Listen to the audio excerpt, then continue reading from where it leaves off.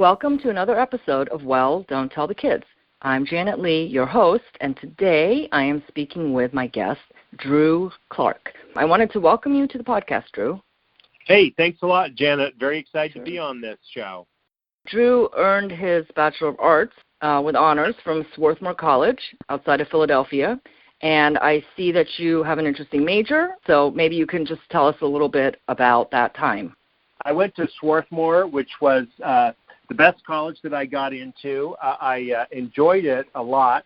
At the same time, it kind of seems like a long time ago, a different experience. And I think that's probably the thing about education is you really have to be prepared to re-educate yourself over and over again. You know, not only every 7 years, every 4 years practically, you need to have a kind of a complete new what you do and what you're all about.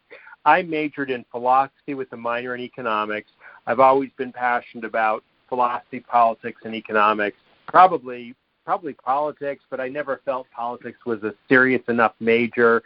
And economics, I value for the way that it explains the world. I've never thought I'd be a professional economist, although I value them. And philosophy was, I guess, again, my way of looking at the things that we approach in this world. But I guess I should say that, behind all of this is my passion for journalism and for media and communications. And that really was what, got me going in junior high school even. I was the editor of the newspaper. In high school, I edited an independent publication. And then I was the editor of the newspaper for a year at Swarthmore College, the Phoenix.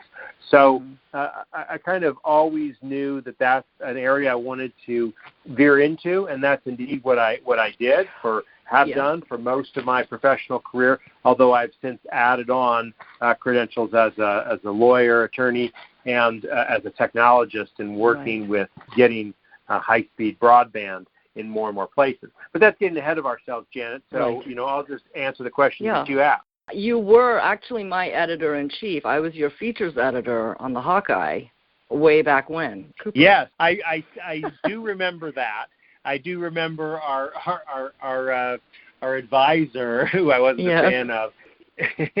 and I, got into, the newspapers have been my way to, I guess, explain the world, right? Talk about philosophy, right? It's really practical philosophy. It's what goes on and how you get at the sides of an issue, what one person is saying and the other person is reacting, and news and journalism kind of gets at that at the core. So that was always a big thing for me from, as you just pointed out, from 7th grade onward.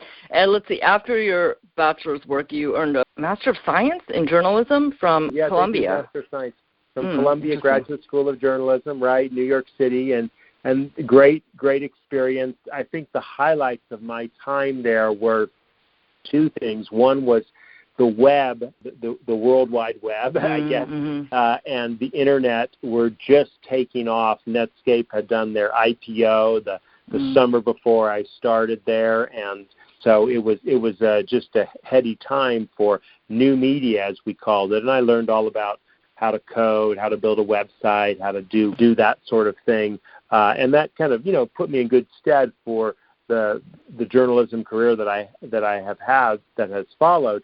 The other really great highlight was a book writing seminar. I have not yet written my first book, but I will do that. And it was a great experience to take this seminar because it was really intensive on how to put together a narrative nonfiction work, which is really what I aim to do when I do my book. Do you have the topic for that? A bunch of topics that I've got for a book. I have actually put together two separate book proposals. Okay. One book proposal was about and this first one I did in this seminar at this workshop at Columbia. It was on the lives of Mormon missionaries and what it's like to be a Mormon missionary and to go at some foreign country and spend 2 years, knocking on doors. That was one book proposal. And then the other book proposal that I put together is about the evolution of Moore's Law, which is the computing technology, doubles every 2 years. And that is probably the one I'm closer to doing. But right now I've got a couple other priorities, so I'm not actively shopping this book proposal. You heard it here first. We'll look for that later on. That's right. And then you earned your Juris Doctor from George Mason University School of Law right here near the nation's capital. And I see you have a certain focus, and do you want to tell us what that is? Yeah. So I went to George Mason Law School. I love that as well. It's since been renamed the Antonin Scalia Law School, which is quite good. I support that change. He was a great jurist, one who, in spite of a lot of popular opinions, really did have a principled approach to jurisprudence, and not at all political in the sense of putting his politics. He was jurisprudentially a strict constructionist. So my focus in law school, I mean, I enjoyed really everything in law school, well, almost everything, but a lot of things in law school, from the theory of it, for the practice of it, contract. But I'd say my two core areas, with one definitely above the other, being telecommunications law and also intellectual property, particularly copyright, focus on that.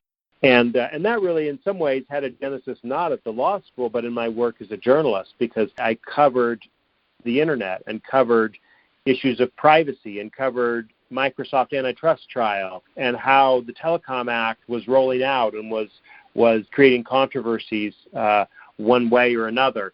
And so all of that experience and that knowledge that I had from covering the law, I brought to the study of the law. Law school for me, I did it part-time. I did it while holding down the job, while adopting a child, while starting a business, while moving from one state to another, and flew back to finish up the classes. So I had a life, if you will, and because you have a life, you don't put in the huge amount of hours that others might. But I still found it it was like on-the-job training, right? I mean, for example, my second semester of law school, I did civil procedure. And at the same time, I was running a project at the nonprofit Center for Public Integrity that was tracking media and telecommunications companies. And so my on-the-job project was, we filed lawsuit against the Federal Communications Commission, Freedom of Information Act request. And so here I was learning civil procedure. I mean, we had an attorney, right? I wasn't practicing law. We had an attorney on staff, but I was driving the project as the project manager, and I was learning, the law as doing it. And then, for example, drafting contracts for my business that I started up, working on specially tailored intellectual property, kind of licenses, Creative Commons style licenses for the work that we did at the center and the work I did subsequently. So I guess kind of back to the question, to me it was kind of like business. It was like business for the world of ideas. And that's how I viewed law school and found it to help me along in my career. It was fascinating, just the walk forward that you did. I also have a note that you're a writer and an editor for National Journal. Yes. I'm just curious about this because this question is about the change in journalism. I did a little reading, and they're not in print anymore. There was a big conscious decision to get away from that and to go to more services-oriented, changing from subscriber mentality to member mentality. I'm wondering if you have any comment about that.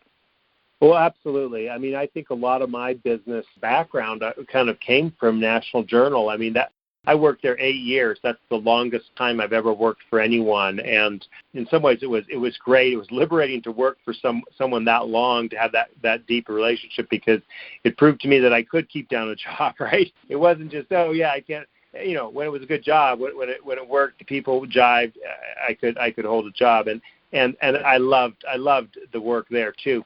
National Journal, historic publication, Washington Insider type. It was revived. I mean, it was steady. I mean, it wasn't like struggling, but it was definitely given a boost or a shot in the arm by its acquisition by David Bradley, who in some ways pioneered a lot of this thinking of the subscriber to member that you've just described. David Bradley also bought the Atlantic magazine around this time, and the Atlantic is just doing great in this evolved media world. National Journal, perhaps not quite as good, but National Journal still does a great job.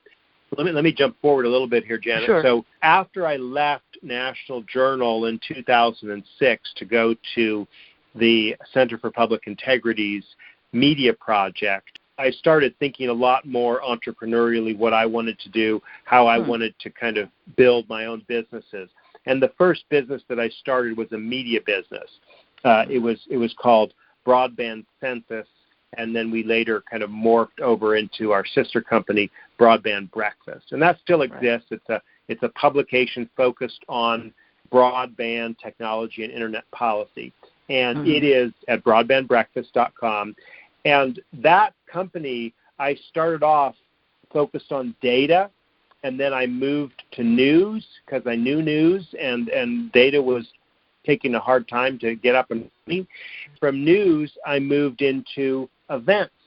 And that was ultimately how we kept ourselves going. Is I tried subscription models for the news and wasn't successful in doing that. I also tried advertising models and wasn't successful in doing that.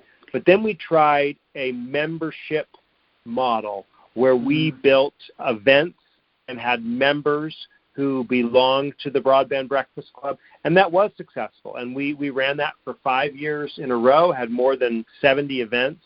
Every month we had a Broadband Breakfast Club or Intellectual Property Breakfast Club event, and it was built around this concept. And I'm sure I, by osmosis, picked up a lot of that. So that is very much aligned with where I think media needs to go. It needs to think differently about its revenue models.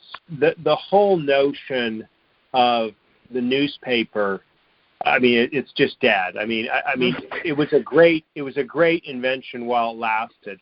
And what it did was it brought together the readers and the advertisers, right? It's a two-sided market. So they were selling to the readers, but equally important, although less visible, they were selling the readers to the advertisers, right? So it's that kind of market. Now, someone else is organizing that, and it could be a platform company like a Google or a Facebook, and now they're the kind of the big giants, the octopus in town that everyone's criticizing. I think it's kind of a little bit silly in my mind that the criticisms that we're now seeing by everyone on the left and on the right together, and I think that it's just not justified.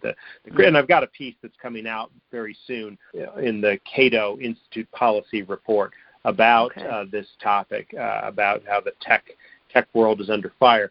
But I guess where I'm going with this point is that media needs to and has to adapt. And sometimes it's going to be through, freemium models. Sometimes it's going to be through membership models. Sometimes it's building around, data and the data tools. But fundamentally, it's a challenge. It's a challenge for the news business because they have a lot of great stuff, but they just their model has been blown apart, no doubt about it. Just like law, that's coming in the next 10 years. The legal model is going to get blown apart. That is a very interesting point. So what do you see coming down the pike? Well, it's completely ludicrous for lawyers to be charging these huge rates to do trivial work that they're basically popping a form and applying it to the case. I think you're going to see what we need to do is we need to separate out the automated processes from thinking processes, right? And just like the news kind of bundled in a lot of creative energy with a lot of dross, the classified ads and the advertisements. I mean, it's kind of like this is how you put together a business model. You have to put together a lot of these stupid things that bring together revenue, but then you have to have some intellectually engaging things that get people to want to read your paper and write for you too, right? And so for lawyers, it's kind of the same. We have to kind of build the model where you can, engage lawyers to do fun and interesting stuff, but automate this through, AI or blockchain-related technologies where we can basically have simple, cheap tools for being able to get a contract dispute resolved, and really just get at the heart of the matter rather than just countless hours and reams of paper on pointless things. I mean, for example, I have a law firm. I'm a solo practitioner, and I have right next to me, Janet, a stack of paper that's 2 feet high. And these are the disclosures that the other side sends to me. And it's a monumental waste. Almost all of these pieces of paper are exactly the same with a bunch of documents that are attached. And the energy that goes into this is just mind-numbing, right? If we could just have systems that sift through the redundancies and automate these processes so that you can just kind of get in a quick snapshot what is the controversy that, the judge, if it's in litigation, needs to resolve, or if it's not in litigation, that the parties can sort through. Just like people do this all the time in negotiation, you boil down in your head, these are the 3 or 4 key points, and you fight over those key points, and all the rest you just kind of accept what they are offering, because no one can mentally afford the time to fight over 25 issues. You have to kind of boil it down. So that's kind of what I'm getting at with artificial intelligence boosting the law practice over the course of 10 years. We're going to see a sea change, and there's just huge opportunities there that I want to be able to be a part of too. Well, I think you're pointing out the identification of novelty. So something that's interesting, high information points to put the person on. And then that's interesting. Also, there's a counterpart or the juxtaposition with education. I'm in the education field, and that same thing has been floated for, English teachers who need to just check over reams, students' work and things like that, and then they distribute it out, and then you have the teacher looking at the novel or the, really interesting point. No, that's great concept I hadn't thought of. So, like, if you could have an AI bot that is basically doing the first read of the papers and basically saying, here's really the heart of the issue, and kind of distilling so that the teacher can spend, like, I don't know, a third or a fifth of the time and just read those key issues.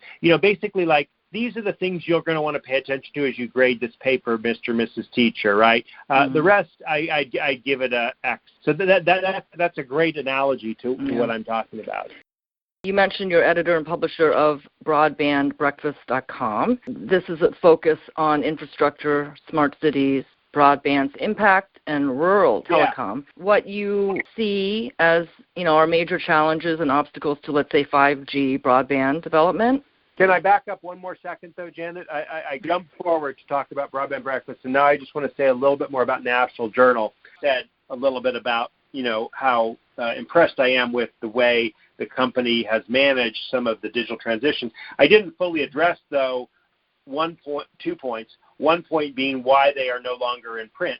And I think the answer to that is that people don't read print anymore. And so there are ways to tailor your distribution of content in a better way. And that's what they've decided to do. Now, I will say, I think National Journal has fallen a bit. They have dipped a bit from the time I was there. Not that is just me leaving that led to that, but they missed the Politico revolution, right? Politico basically turned up the political news market by very, very vigorously focusing on that vertical market, on politics as a vertical market. And then they branched out into all these other fields of policy and governance, which is really kind of the meat of National Journal. And so I think that they missed an opportunity there, the way Politico sees that opportunity. So that's just one critique I would have of National Journal. But then the other thing I would just say is, I worked the whole time I was there at a trade publication within National Journal called National Journal's Technology Daily, and that's where I did all this stuff I was referring to earlier: privacy, intellectual property, copyright, antitrust, telecommunications, broadband. Really gained a deep appreciation of the importance of technology and technology policy.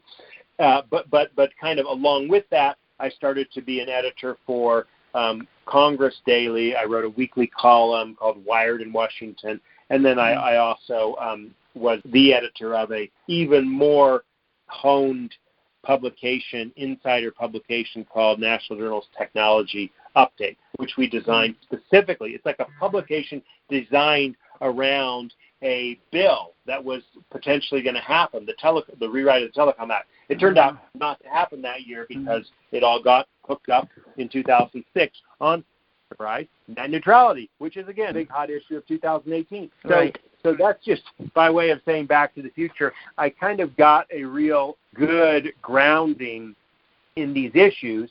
And then I said to myself, again, after a couple other things, after the Center for Public Integrity experience, I want to do this myself. I want to build a publication around a specific targeted issue of broadband, of how to get higher capacity broadband. Now, our timing was great in 2008, 10 years ago. We've now been running for 10 years, and we sort of hit this just as I told you a little bit about our lawsuit against the FCC. That was under Kevin Martin, the last chairman of the FCC under President George W. Bush.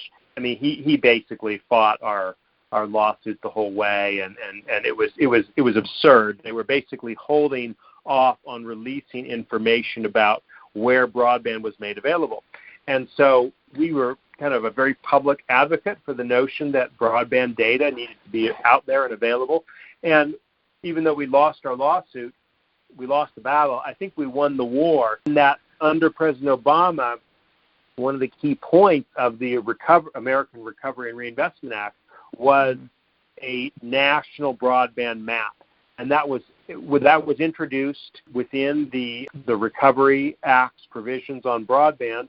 And I actually had a role in that as I got recruited to run the Partnership for a Connected Illinois for Broadband Illinois. And we were State Broadband Initiative MD for Illinois. So this was 2010 to 2013. And so I'm going into this detail, Janet, just to say that I got deeply into this field of how we get higher capacity broadband to more places. And there's many ways you get into this field. There's the reporting angle, right? There's the events angle that we were doing at Broadband Breakfast. There's the data angle where you're collecting data. And that's really where Broadband Census, our first name, started. We were about collecting broadband data that consumers were using so that we could build a crowdsourced map of where broadband was available and where it wasn't. And we started this a year before the Recovery Act, and then the Recovery Act came along and said, hey, let's do that. Let's do what Broadband Census has been doing all along. So it was just a great indication in some way of where we were going and what we were doing with broadband. I know you had a specific thing on 5G that I'm happy to talk about there. It is interesting that your path seems you have a predecessor to something, and then it springboards you forward to something, kind of circle back and then springboard forward. That's interesting. That your present situation, informs where you'll be in the future. And I'm also curious about what you think about the present administration's ability to, there's a lot of talk about a lot of things, and one of them is the infrastructure goal. So I'm wondering how optimistic or pessimistic you are about that becoming a reality. And also you touched on the net neutrality question. So which one is the most emphatic for you? Great. No, thank you very much. So let me start with the issue of infrastructure. I've been, quite critical in general of the Trump administration and of our president in particular. And I had some involvement in the political campaign of 2016 too. That we can talk about more. But I do want to withhold judgment on the infrastructure end of things because it is possible that the Trump administration could do some good things in the area of infrastructure, but it's totally an open question. I want to go back, though, in time to talk just a little bit about the Obama administration's approach to infrastructure because he did a number of very smart things. Okay, so first of all, there was the stimulus of the Recovery Act and kind of holding off on whether it's a good thing or not thing to spend huge amounts of government money in the middle of a recession, a big recession. The smart things that were done, and that is a little bit tongue-in-cheek. I mean, obviously that's the time you want to spend government money is during a recession. That's when it makes sense to do that. Mm-hmm. So, it wouldn't make sense to spend that kind of money when you're not in a recession. But and I still don't want to say that that's always a good idea because it was a huge amount of money that was spent, $787 billion, I believe. But of that, literally 1% of that, $787 billion, $7.2 billion went to broadband-related activities. And of that money, which we tracked very closely at Broadband Breakfast, there were three core functions. There was infrastructure and the development of infrastructure. There was kind of broadband adoption and usage programs to sort of stimulate how and train people. And then there was the planning and mapping component, right? And that's what I was deeply involved in at Broadband Illinois. But the biggest chunk of that is for infrastructure, and rightly so. It is a huge cost to build out infrastructure, but it's totally necessary, Janet. I mean, we cannot get to where we need to be as a nation if everyone in this country doesn't have access to gigabit level broadband within the next 5 to 10 to 15 years. And some people say, oh, that's ludicrous. You know, people don't need a gigabit. Yes, they do. They do need a gigabit. You already need 100 or 150 or 200 megabits to do the kinds of work in a knowledge-intensive manner. But there are more that are coming. And most importantly of all, you need to have that kind of bandwidth upstream as well as downstream, because the systems, the networks, the cable networks and the copper networks are, and even most wireless networks are not sufficient to give that technology to you. So whatever you do to get the last little 100 yards of connection to the home, you're going to need to build fiber optic technology far out into neighborhoods. And I do like to think of the broadband infrastructure as a highway and road system. You've got your interstate highways that are the backbones of the internet. Then you have, tertiary roads that are what is sometimes called middle mile broadband connections that bring it from those interconnection points to neighborhoods. And then you have what's sometimes called the last mile, just bringing the wires by the homes and so forth. And what the Obama administration did in its infrastructure investments out of that, $7.2 billion, is they put most of that in the middle mile investments. So you had a very competitive backbone even 10, 12 years ago, the interstate highways, but you had a lot of spotty middle mile connections. And that really put a lot more competition into the market for the middle mile, and it dropped the prices considerably. And, again, I'm not saying that that's going to be replicated. It's not. It's explicitly not going to be replicated by the Trump administration. But I think what the Obama administration investments in middle mile did is that they paved the way for the last mile investments. And that's where I'm devoting most of my broadband energies right now, is how we get the fiber built in the neighborhoods where those connection points are. And again, it's a costly thing, but it's going to have to be done. Do you want to live in a city that has an advanced broadband network 10 years from now, or do you want to live in a city that 10 years from now doesn't have that? No. I mean, you don't want to live in that city. And if you want to live in a city that has that advanced network, you want to get started on it now. And so there's a lot of dynamics. This is a very complicated puzzle piece and a lot of moving parts. And this is what makes it exciting and I think intellectually challenging to get the model so that a city or a neighborhood or an enterprise can get the kinds of connectivity they need to put them in good stead for the next generation, instead of being, having to do Band-Aids here and there. Thank you for all of that background and where you're putting a lot of your energies. I'm wondering what you see. What do you see that we need such? I'm playing a little bit devil's advocate here, but what do you see that? Why do we need such a powerful infrastructure like that? You must be seeing a smart city. I mean, I'm obviously very passionate about the rural areas as well, and there's no reason why much of the rural environments, rural communities, for example, cities of less than 20,000 are considered rural, there's no reason they cannot also have fiber optic networks. I do grant that it's possible we won't get fiber to every single last place within 20 years. That's possible. And so there are going to be there's going to be ways in which we need to have wireless bridges. But let me be completely clear on that. This is often a point of obfuscation by incumbents. Wireless is never going to take the place of fiber.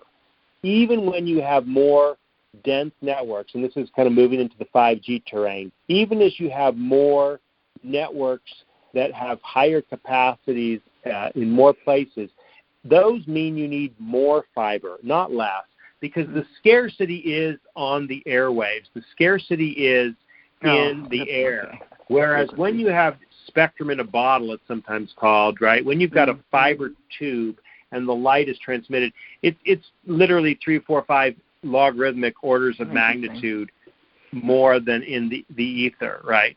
Capacity. That's always just going to be the case. That's just the way the physics of the light works.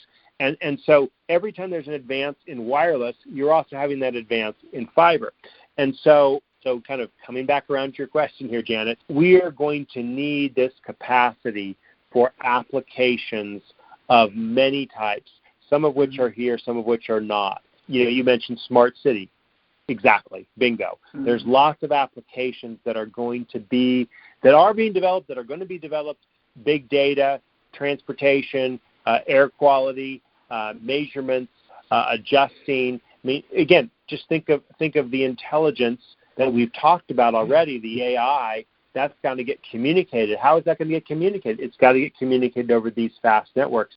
I think of an example of an application that I'm looking forward to is, I mean, the world is already much, much smaller than it was a generation ago or even 10 years ago, right? Because we can communicate, we call long distance without thinking a bit about it, right? Because it's all the same price.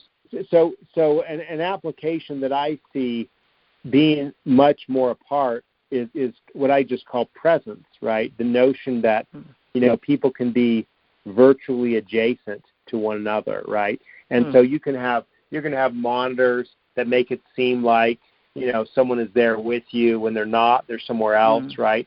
And that's a high bandwidth application, right? Those kinds of applications.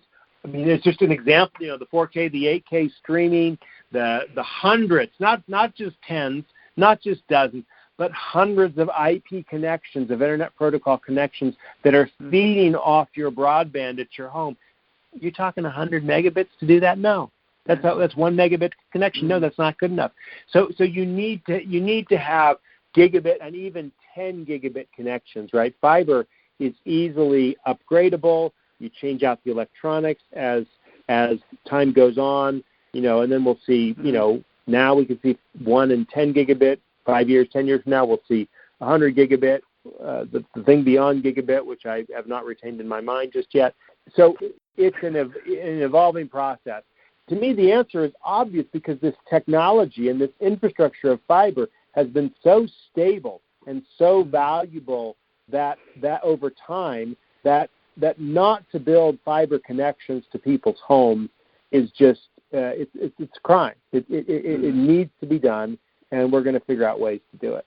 So it just pops into my head about privacy, but we don't have to go there because I'm actually really want to get to your thoughts about this tussle over net neutrality. I'm hearing out of Washington they signed legislation or they did something counter to the standing FCC maneuver. So I'm wondering if you have any thoughts on that.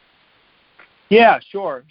And we can circle back to privacy. I'm happy to. Okay. I mean, I studied this issue when I covered it 20 years ago, and I felt like I kind of went all around it. And, I mean, look, I grant you, just like the world is smaller with regard to talking, the world is smaller with regarding to finding people. We just live in a different world where things you do are recorded and preserved, and that's just a fact of life that I think we need to adapt to, like we have adapted to greater urbanization, greater communications capability. So on to net neutrality. I have some radical thoughts on net neutrality. I think it is, I'm happy to talk about it and to talk through it and to, tell you why I think all the things I think and so forth. But I do think that it is yesterday's issue. It is an issue that is a figment of our broken telecommunications legal and policy landscape. So let me kind of unpack that a little bit. We have systems we have got these basic 4 types of wires, if you will, that come into our homes. We have an electric wire that brings electricity. We have a copper wire. We don't really anymore, but we used to have a copper wire for telephones. Most people have this coaxial wire for cable TV. And each of these, industries built their whole business model around this particular wire. Now we've got a fiber wire. Still needs electricity, but you can completely dispense with the copper and the coax with the fiber. Now, what about fiber? What are you getting? You're getting everything. You're getting all types of communications capabilities. But who's going to get it to you? That's the key question. Is it going to be the cable company? No, they're not going to do it because they've already built this coaxial cable. And the coaxial cable, which is, kind of like a big roundabout copper thing with a little more substance than a simple copper pair, but it basically is designed for transmitting television, for broadcasting through a cable tube, and it's designed to transmit downstream. And even though they have upgraded through something called DOCSIS 3.1 to faster and faster speeds, they're all faster downstream speeds. They're not fast upstream speeds. So this is why, when I get to the things like telepresence and being able to have your applications of the future, you need a gigabit up, not just a gigabit down. Right. And coax is completely incapable of doing that. Secondly, you've got this problem of vertical integration. You've got, and I don't mean this in like an antitrust sense, like, oh, we've got to go break them up. I don't think that's justified. But I do think it's flawed. It's a flawed business model to be vertically integrating all of the content, the cable channels, and then the cable wires, the cable systems, just like in the telephone world, likewise, one company builds the network, runs the network, owns the network, offers the services on the network, and this is not the way distribution systems work in other goods, in transportation, in electricity. What you have and where I think we're going, and some of the efforts I'm involved in are going to push this forward, is we're breaking up that vertically integrated market. And so look at it this way. You need to have a system for funding the building of the fiber to the home. Okay? That's one component. That's the biggest financial component of doing this. And I'll talk to you a little bit more about how that's done or how that can be done. But then you also have a company that offers the network and operations, that operates this fiber optic network, right? And it's basically providing the transport, providing the connectivity over the fiber that's owned by, in my view, the community or the homeowner or the city, right? They're going to own that fiber, and then a company is going to offer the network and the operations piece. And then you've got a third piece, and this is where it gets exciting. You have multiple open internet service providers. You have, theoretically, an unlimited amount of providers, of companies that offer services. So instead of your Comcast monopoly, what I've just described is one company providing that, or AT&T providing that. No, you have one entity that owns the asset of the fiber. You have another entity that operates the network, and you have other entities that offer the services over the network. And this is where we're going to see innovation. So if one slows down, you're like, that's poppycock. I'm not going there. I'm just going to switch to your, I see. Yeah, This exactly. is why you're saying that. Yeah, okay. That's why I'm saying net neutrality. It's an issue for the previous generation that is still the dominant one in our world, I grant you. But that's the system that people are fighting over something that's absurd because that's all they've got, right? But we need to get to something different. And when you've got an open access network that anyone can get any service on, you're not going to have this issue. It's purely a function of not having a competitive marketplace in the marketplace world or the communications world. So it gives the big nod to the technologists and the innovators moving that forward. And again, the piece that I've just mentioned that will be in the Cato Institute policy report, we'll talk a little bit about this issue too. I don't want to get slings and arrows at me. I think Ajit Pai has been very unfairly maligned for his actions in repealing this rule. It was a gross, excessive rule by the former chairman of the FCC, Tom Wheeler. He did not need to do it the way he did it. There was a kind of a version of net neutrality that would have satisfied mostly everyone, but he chose not to do that, in part because he was pressed by President Obama to take a more aggressive regulatory approach. He took an aggressive regulatory approach. And now that, there's a new administration in town, okay, we're back. We're going to rip that up. And that's the danger of the world we're in, where every single darn thing is politicized into one party or the other, when they don't even really capture the breadth of our American political spectrum. So I'm somewhat sympathetic to what Ajit Pai has done with regard to net neutrality. At the same time, I think that there are dangers that lurk there, but they're dangers that are the last century, and I want to focus on getting us to the next century. Thank you for going into depth on many of these different issues. I've been working in private practice, as I mentioned, as an attorney, and I do a variety of cases, but the thing I'm most passionate about are sorting through how cities are going to get these kinds of networks. And I mean, there are many ways it can happen. It can be a city-owned investment. It can be a neighborhood investment. It can be real estate developers that are getting into it. I'm working with a company that is just getting going that aims to be this network provider, right, this network operator, but to facilitate communities, cities, real estate developments owning their own fiber, because that's how we're going to get to a new world where it's not dependent upon, a Comcast or an AT&T or Verizon, which are again, the monopolies of the past, but opening up an open world where you have multiple applications, multiple ISPs running on an open access network.